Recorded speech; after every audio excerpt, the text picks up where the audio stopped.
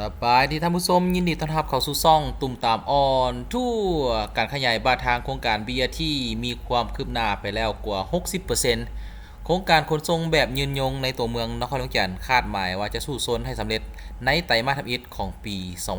2025 โครงการดังกล่าวแมนกระทรวงโยธาธิการและขนส่งยทขเป็นเจ้าของโครงการโดยมอบให้แผนกโยธาธิการและขนส่งนครหลวงจันทร์เป็นผู้จัดตั้งปฏิบัติโครงการ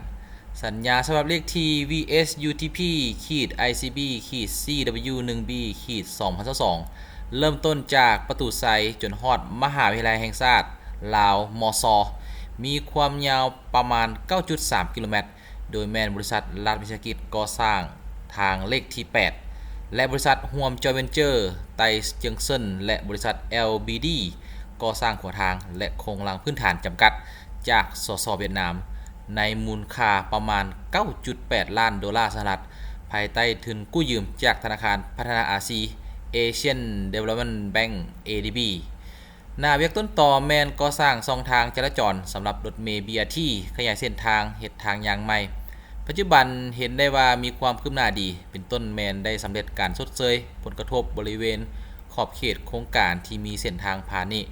ได้ยกย้ายบรรดาสิ่งกีดขวางต่างๆพร้อมทางติดตั้งขึ้นใหม่เส้นเสาไฟยังทางเสาไฟและสายไฟฟ้าแห่งกลางและก็แห่งต่ำเสากล้องวงจรปิดและอื่นๆซึ่งในระยะนี้ผู้รับเหมาความเร่งยกย้ายสิ่งกีดขวางให้สำเร็จเป็นก้าวๆเพื่ออำนวยความสะดวกแก่ทีมงานก่อสร้างจุดก่อสร้างบอนนั่งรอท่ารถเมล์ BRT ที่พร้อมก่อสร้างแมนเป็นหนึ่งใน19สถานีหรือว่า19จุดนั่นสถานีทำอิฐแมนตั้งอยู่ด้านหน้ามซใกล้กับทางเข้าตึกอธิการบดีแต่เนื่องจากว่าจุดที่กำลังก่อสร้างเดี๋ยวนี้แมนมีความสะดวกแล้ว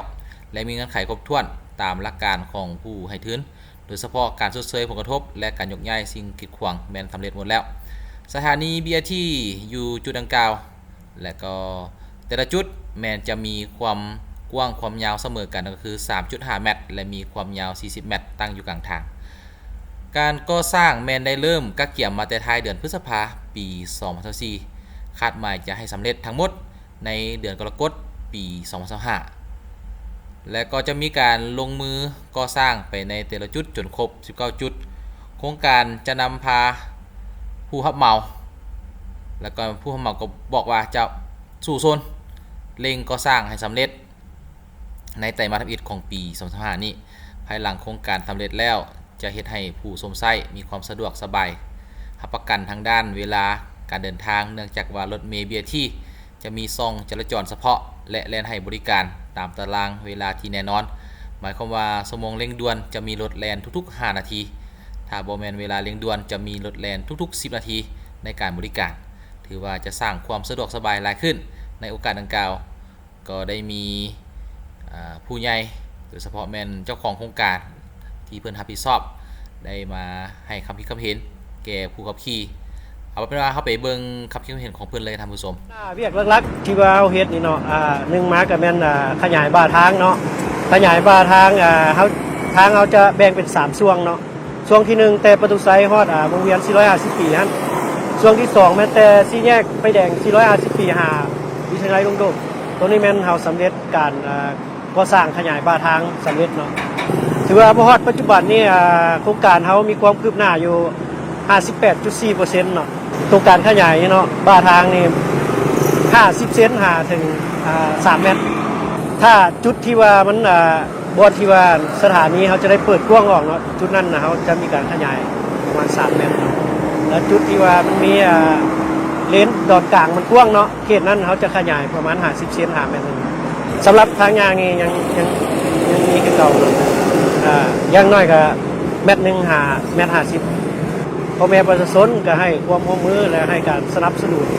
ในการก่อสร้างของเฮานี้สำหรับข้อยุ่งยากในโครงการของเฮานี่เนาะคือในการขยาย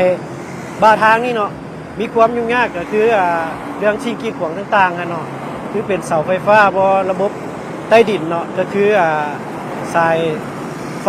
ที่อยู่ใต้ดินแล้วก็สายใยแก้วต่างๆที่ว่ามีผลกระทบและความยุ่งยากในการก่อสร้างของเฮานี้เนาะแล้วก็ปริมาณการสัญจรที่ว่าทางของเฮานี่เป็นทางสายลักเนาะ มีความแออัดหลายก็ตัวนี้ก็มีความยุ่งยากในการก่อสร้างของเราเนาะเพราะว่าเราบ่สามารถเฮ็ดเวียกได้เต็มสมรรถภาพเนาะได้เฮ็ดเวียกทั้งกลางเว้นและกลางคืนเนาะปัจจุบันนี้สำหรับตัวไฟอำนาจที่ว่ามีผลกระทบเนาะคือสายไฟอยู่ใต้ดินนี้เนาะที่ว่าถึกการก่อสร้างที่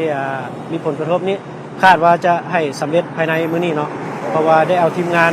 ไฟฟ้าลงมาตรวจสอบแล้วเนาะเพื่อเช็คคืนเนาะสำหรับเส้นทางของเฮานี่มีความยาวทั้งหมด9 จุด260 กิโลเนาะแล้วก็คาดว่าจะสำเร็จโครงการนี้ภายในท้ายเดือน7ปี2025นี้โครงสร้างBRT เนาะที่ว่ามีจุดขึ้นลงของสถานีอยู่ทั้งกลางเนาะทั้งหมด19 จุดเดี๋ยวนี้ปัจจุบันนี้เขาก็สร้างอาคารก็แล้วอยู่15 จุดเดี๋ยวยังเหลืออยู่4 จุดแล้วส่วนโครงสร้างด้านเทิงนะแม่นเขาติดตั้งอยู่7 สถานีปัจจุบันเนาะแล้วก็สำเร็จไป1 สถานีที่ว่าสำเร็จ 100%ขอให้พ่อแม่ประชาชนอดใจรอเนาะเพราะว่าเส้นทางของเขานี่ก็คาดว่าจะให้สำเร็จภายในท้ายเดือน7นี้เนาะ